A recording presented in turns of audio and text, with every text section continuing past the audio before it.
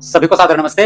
आप सभी का बहुत बहुत स्वागत है हमारे प्रहरी चैनल में। हम पढ़ रहे हैं सत्यार्थ प्रकाश, लेकिन सत्यार्थ प्रकाश को पढ़ते हुए आज एक करंट टॉपिक पर हम चर्चा करेंगे। वैसे ये जो विषय है ये करंट यानी कि तात्कालिक नहीं है, सामयिक नहीं है, बहुत लंबे समय से चर्चा चलती आ रही है। लगभग 1 वर्ष पहले से लगातार ये मुद्दा उठाया जाता रहा है कि ऋषि दयानंद सरस्वती जी परमेश्वर को सर्वशक्तिमान मानते हैं। वो सत्यार्थ प्रकाश में भी और अपने बाकी ग्रंथों में भी ईश्वर को सर्वशक्तिमान ही लिखते हैं। तो फिर एक प्रश्न लोग उठाते रहते हैं, जिसमें पुरी के शंकराचार्य स्वामी निश्चलानंद के एक शिष्य हैं, नाम है शिवांश। वो ये सवाल उठाते हैं कि अगर परमेश्वर सर्वशक्तिमान है ऋषि दयानंद सरस्वती जी की दृष्टि में, और जो कि वो स्वयं भी मानते हैं, तो फिर वो सब कुछ कर सकता है। सर्वशक्तिमान का तो यही अर्थ होता है जिसके पास सारी शक्तियां हो। तो फिर वो जन्म क्यों नहीं ले सकता? दयानंद सरस्वती जी क्यों स्वीकार नहीं करते कि ईश्वर अवतार भी ले सकता है? और अगर ईश्वर अवतार नहीं ले सकता, जन्म नहीं ले सकता, इसका अर्थ है कि उसमें सारी शक्तियां नहीं है, उसे भी कहीं ना कहीं पर कोई बाधा है, कोई बंधन है कि ये काम तो साहब मैं नहीं कर सकता हूं, जन्म लेने का काम तो मैं नहीं कर सकता। तो फिर ईश्वर सर्वशक्तिमान कैसे रहा? ये जो चर्चा आज हम कर रहे हैं ये इसलिए क्योंकि सत्यार्थ प्रकाश के पहले समुल्लास में स्वामी जी ने जो ईश्वर के कई नाम दिए हैं उनमें से एक नाम सर्वशक्तिमान भी है, जिस पर आज हम चर्चा करेंगे। साथ ही साथ हम चर्चा ये भी करेंगे कि जो शिवांश, जो कि स्वामी निश्चलानंद जी के शिष्य हैं, उनके साथ आर्य समाज के एक प्रसिद्ध विद्वान आचार्य अग्निव्रत नैष्ठिक जी की चर्चा हुई। चर्चा पहले से तय थी, यूट्यूब पर होनी थी, तो आपको ये दोनों चैनलों पर मिल जाएगी। शिवांश जी का जो चैनल है और आचार्य अग्निव्रत नैष्ठिक जी का जो चैनल है, दोनों पर मिल जाएगी। आप इस चर्चा को सुन सकते हैं, देख सकते हैं। लेकिन कुल मिलाकर के इस चर्चा का सार क्या है, इसमें क्या तर्क दिए गए मुख्य, उन पर भी हम चर्चा करेंगे। और इस चर्चा का आधार जो है वो मैं बता देता हूं आपको। सत्यार्थ प्रकाश का पहला समुल्लास, जो ईश्वर के नाम है उनमें क्रम से हम नामों को पढ़ रहे हैं, उनमें एक नाम है सर्वशक्तिमान। और इस सर्वशक्तिमान को लेकर के जो जो विषय चल रहे हैं, क्या इसके तर्क हो सकते हैं, कैसे हम इस शब्द को समझ सकते हैं, हम इस सब को क्रम से समझेंगे। लेकिन उससे पहले जो लोग नए जुड़े हुए हैं वे वीडियो को लाइक और चैनल को सब्सक्राइब करना ना भूलें। अपने संबंधियों को, जिनको आस्तिकता में, जिनको अध्यात्म में, जिनको ईश्वर में रुचि है, या जिनको अपने धर्मशास्त्रों में रुचि है, संस्कृति को समझना चाहते हैं, उन तक ये वीडियो शेयर कर दीजिए, साझा कर दीजिए। आप अगर ग्रुप में जुड़े हुए हैं और आप चाहते हैं कि आप अपने किसी संबंधी परिचित को भी हमारे ग्रुप में जोड़ लेना चाहते हैं, तो आप हमें संदेश लिख करके भेजिए, उनका नंबर भेजिए, तो हम उनको भी अपने इस समूह में जोड़ लेंगे, ताकि उन तक भी कक्षाओं की सारी सूचनाएं निरंतर पहुंचती रहें। तो आइए हम चलते हैं अपने आज के विषय पर। परमेश्वर सर्वशक्तिमान है, इसको लेकर के अभी अभी कुछ दिनों पहले ही एक यूट्यूब पर खुली चर्चा हुई। शास्त्रार्थ उसको कह सकते हैं, अंग्रेजी भाषा में डिबेट कह सकते हैं। और इस चर्चा में आचार्य अग्निव्रत नैष्ठिक जी आर्य समाज की ओर से थे, और पौराणिकों की ओर से, यूं कह लीजिए शंकराचार्य की ओर से उनके शिष्य शिवांश जी थे। मैं शिवांश जी की योग्यता मैं नहीं जानता हूं कितनी है, लेकिन आचार्य अग्निव्रत नैष्ठिक जी आर्य समाज के एक प्रसिद्ध विद्वान है, अपने विषय के विद्वान है। हम इस पूरी चर्चा को भी जानेंगे, समझेंगे, लेकिन उससे पहले हम ये जान लेते हैं कि महर्षि दयानंद सरस्वती जी सर्वशक्तिमान का क्या अर्थ करते हैं। क्या स्वामी जी ये मानते हैं कि परमेश्वर कुछ भी कर सकता है? क्या सर्वशक्तिमान का ये अर्थ है कि जिसमें सारी शक्तियां हो, हर कार्य करने की शक्ति जिसमें है? तो आइए समझते हैं। सर्वशक्तिमान में जो शक्ति शब्द बना है, वो शक्ति शब्द बना किससे है? तो वो बना है शक धातु से। ये लिखते समय थोड़ा सा गड़बड़ हो गई है, मैं उसके लिए क्षमा चाहता हूं। इसके लिए मैं आपको यहां पर लिख देता हूं कि ये शक्ति शब्द बना कैसे है। दरअसल इसमें शक धातु है, और शक धातु का अर्थ होता है सामर्थ्य। शक धातु का अर्थ होता है सामर्थ्य, उसी से बना है शक्ति शब्द। अब तीन शब्द अलग अलग हो गए। पहला हो गया है सर्व, दूसरा हो गया है शक्ति, और तीसरा हो गया है मान। वैसे मान अलग से कोई शब्द नहीं है, यह दरअसल एक तरह की से एक प्रत्यय है। तो सर्व का अर्थ होता है सब, शक्ति का अर्थ होता है सामर्थ्य, और मान तब लगाया जाता है जब अर्थ होता है वाला, यानी कि शक्ति वाला शक्तिमान। मैं कल भी इसकी चर्चा आप लोगों के सामने कर रहा था। शक्ति वाला शक्तिमान, और विद्या वाला विद्यावान, ऐसे ही बुद्धि वाला बुद्धिमान। तो जिसके पास जो है उस गुण के आगे मान लगा दीजिए, अर्थ होगा उस गुण वाला। तो जिसके पास शक्ति है उसका नाम होगा शक्तिमान। अब यहां पर एक इसके आगे जो शब्द लगा हुआ है सर्व, सारा का सारा जो झगड़ा है वो इस सर्व शब्द पर है, क्योंकि सर्व शब्द का जो अर्थ हम भी समझते हैं उसका अर्थ होता है सब। अब सब मतलब मान लीजिए ये पूरा संसार है, ये पूरा संसार है, और इस संसार में कई काम हो रहे हैं, बहुत सारे काम हैं, हजारों, मतलब अगर आप यूं करेंगे तो ऐसे ढेरों काम हो रहे हैं, इतने सारे काम।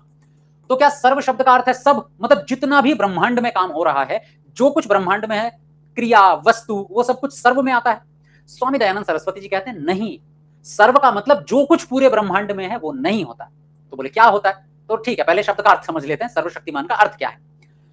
स्वामी जी कहते हैं कि जो अपने कार्य करने में, यहां पर कुछ छूट गया है, ये इसके आगे लिखा है अपने कार्य करने में, किसी अन्य की सहायता की इच्छा लेश मात्र भी नहीं करता। मतलब स्वामी जी के लिए सर्व शब्द का अर्थ है अपना सब काम, अपना सब काम, दुनिया के सारे काम नहीं, अपना सब काम करने में परमेश्वर किसी और की सहायता की इच्छा लेश मात्र भी नहीं करता। मतलब वो नहीं चाहता कि भाई मुझे मेरा काम करना है और कोई और आकर के मेरी सहायता कर दे। तो सामर्थ्य, शक्ति, सर्व माने सारा सामर्थ्य, सारा किसका?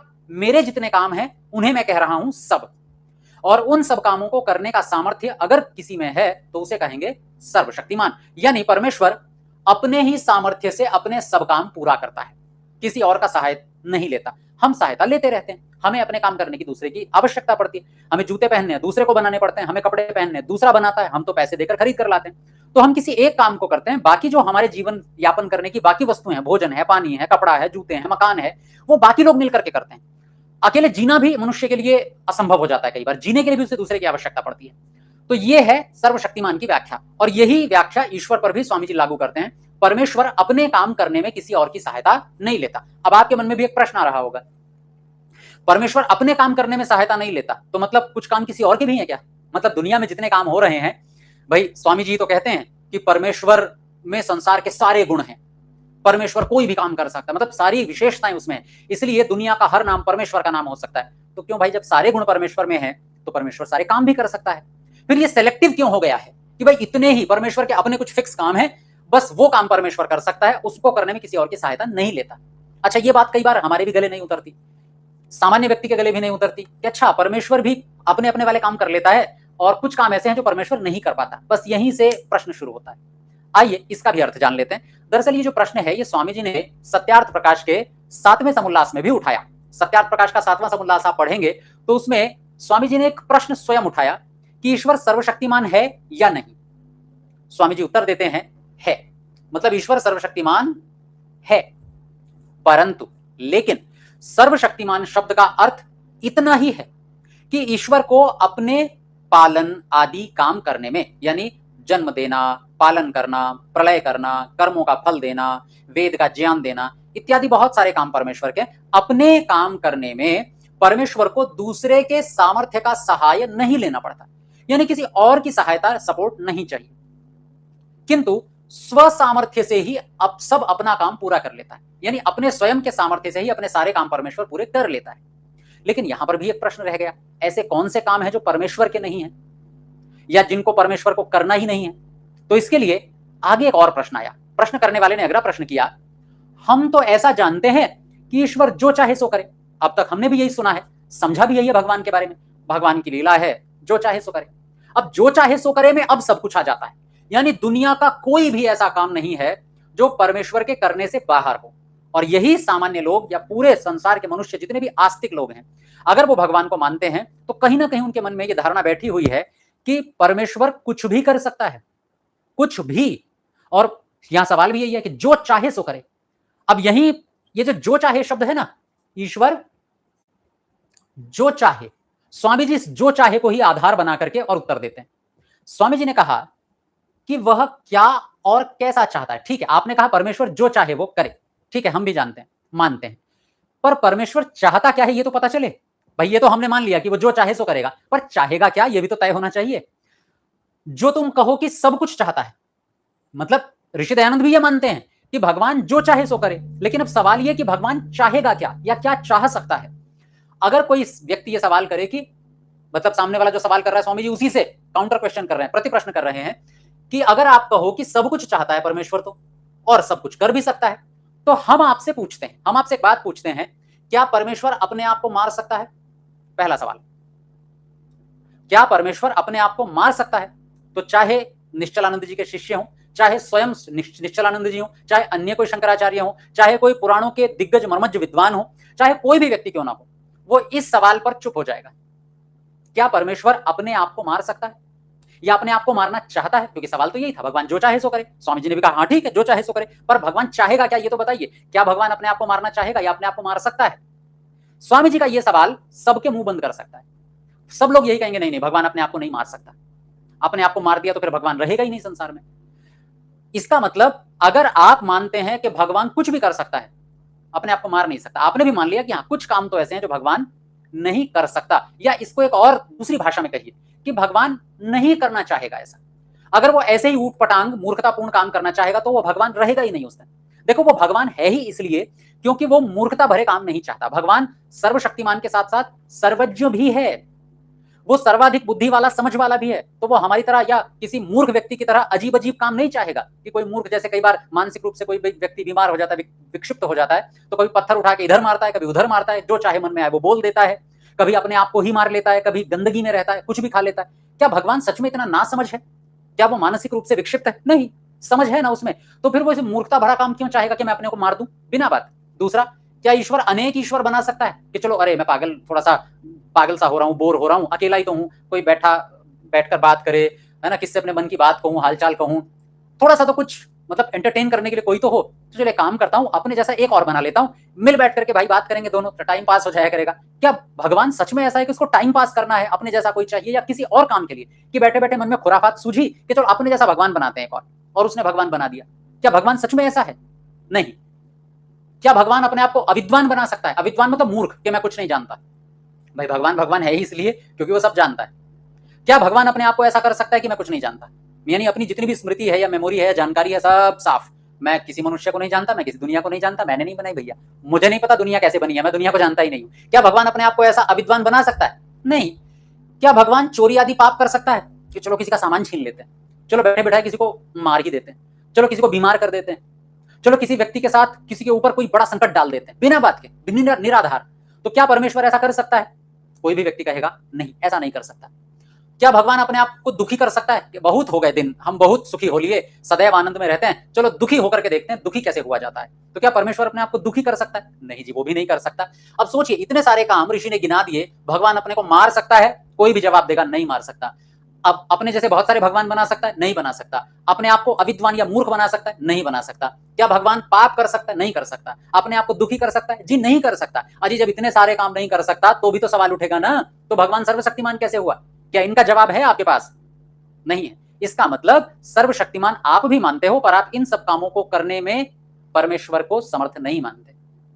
इसका मतलब सर्वशक्तिमान का मतलब कुछ भी कर लेना नहीं होता, बल्कि सर्व का मतलब है कि मेरे अधिकार में जितने कार्य हैं उन कामों को करने में मेरे पास पूरा सामर्थ्य है, मुझे किसी और की आवश्यकता नहीं है। इसी को कहते हैं सर्वशक्तिमान।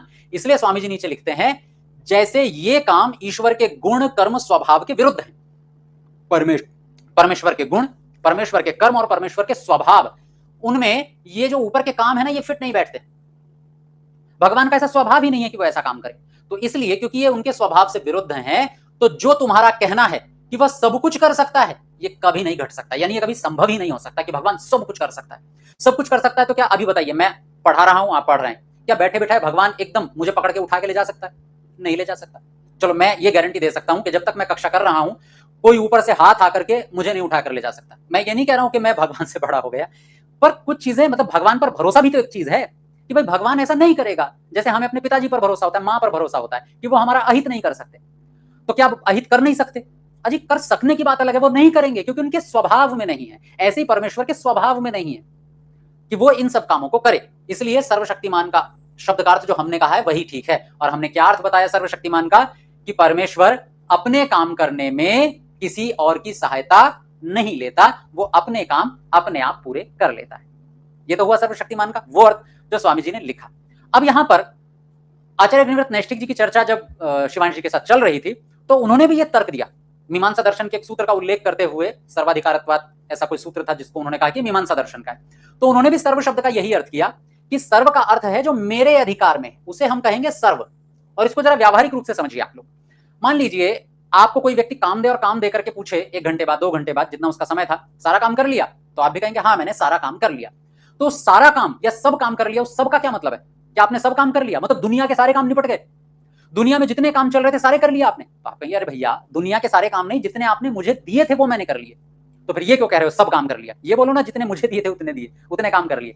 अरे भैया सबका मतलब ही ये होता है कि जितने मुझे दिए थे उतने कर लिए। आप कहीं यात्रा पर जाते हो, सामान पैक करना होता है, तो आपसे पूछते हैं सारा सामान पैक कर लिया? तो आप कहते हो हाँ सारा सामान पैक कर लिया। तो क्या सारा या सब शब्द का अर्थ यह कि दुनिया का सारा सामान पैक कर लिया? नहीं, दुनिया का सारा सामान की बात नहीं चल रही है। मेरा जितना सामान है उतने सामान के लिए हम एक शब्द का प्रयोग करते हैं सब।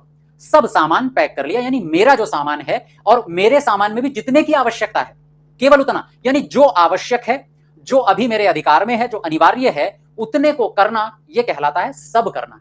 सब कर लिया, सब कर लिया, सब देख लिया, सब सोच लिया, सब बढ़ा दिया, सब पढ़ लिया, है ना। तो ये सब सबका मतलब पूरी दुनिया का हर काम या हर वस्तु नहीं होती, बल्कि जितने की आवश्यकता है, जितने मेरे अधिकार में, उतने को हम सब कहते हैं। और यही तर्क आचार्य अग्निव्रत नैष्ठिक जी ने भी दिया, और यही तर्क हमें ऋषि दयानंद सरस्वती जी के इस ऊपर वाले सिद्धांत में भी हमें देखने को मिलता है कि परमेश्वर दुनिया के सारे काम नहीं कर सकता। और क्योंकि कर नहीं सकता, क्योंकि करने नहीं है। स्वामी जी ने एक प्रश्न और उठाया यहां पर, इस प्रश्न को जरा ध्यान से देखिएगा।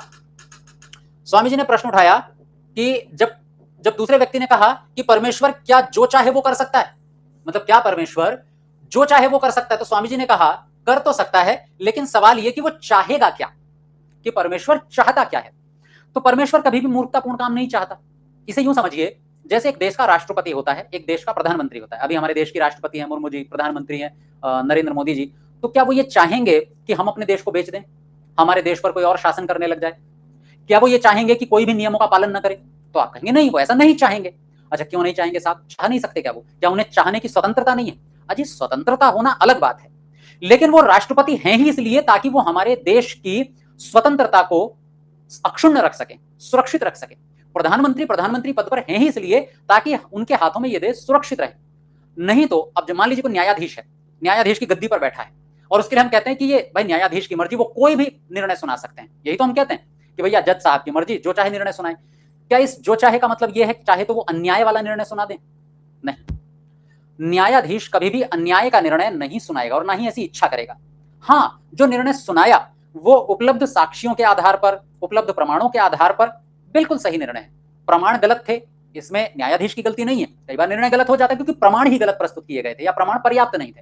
लेकिन उस गद्दी पर बैठे हुए व्यक्ति से अपेक्षा नहीं की जाती कि वो अन्याय कर सकता है। जबकि लोग कहते तो ये भैया जज साहब की मर्जी, जो चाहे करें। जो चाहे का मतलब अन्याय करना नहीं होता। जो चाहे का मतलब उनकी अपनी समझ, उनकी अपनी सूझबूझ, अपनी बुद्धि के आधार पर निर्णय देने में वो स्वतंत्र हैं, लेकिन वो निर्णय न्याय युक्त, न्याय संगत ही होना चाहिए। बंधे हुए हैं वो, और अगर वो अन्याय करने लग जाए, सीधे सीधे कोरा अन्याय, शुद्ध अन्याय, तो क्या उन्हें न्यायाधीश की गद्दी पर बैठने दिया जाएगा? नहीं। वो न्यायाधीश इसीलिए हैं क्योंकि वो न्याय करते हैं। तो आप कह सकते हैं अजी देखो परतंत्र हो गए, अब अन्याय तो कर ही नहीं सकते। हाँ, परतंत्र हो गए, अन्याय नहीं कर सकते। अन्याय करेंगे तो न्यायाधीश नहीं रहेंगे। ऐसे ही परमेश्वर मूर्खता वाले काम करेगा तो परमेश्वर ही नहीं रहेगा। परमेश्वर बिना बात के शरीरों में जन्म लेता फिरेगा तो परमेश्वर ही नहीं रहेगा। इसलिए ऋषि दयानंद सरस्वती जी ने इस पूरे सिद्धांत को, इस पूरी चर्चा को बहुत सुंदर तरीके से समझाया कि परमेश्वर के सर्वशक्तिमान का अर्थ वो नहीं है जो हम समझ रहे हैं, बल्कि सर्वशक्तिमान का अर्थ है भगवान अपने काम करने में किसी दूसरे की सहायता नहीं लेता, अपने काम वो स्वतः पूरे कर लेता है। तो मैं समझता हूं कि पूरी चर्चा आप लोगों को समझ में आई होगी। आप सब लोगों का धन्यवाद, आभार।